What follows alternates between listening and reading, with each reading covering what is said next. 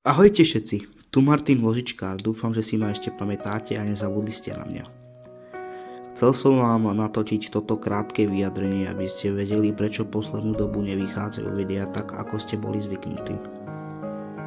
V mojom živote sa momentálne veľa vecí zmenilo a chcem viac času venovať svojej frajerke, pretože mi na nej veľmi záleží.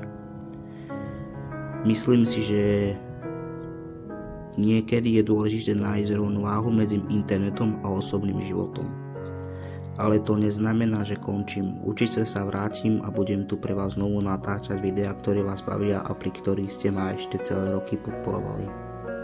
Chcem vám všetkým úprimne poďakovať za každé pozretie, komentár, správu a aj podporu počas vašich všetkých tých rokov. Nesmierne si to vážim a som rád, že mám okolo seba takú skvelú komunitu. Dúfam, že to pochopíte a zostanete tu so mnou naďalej. Ďakujem vám a vidíme sa čoskoro.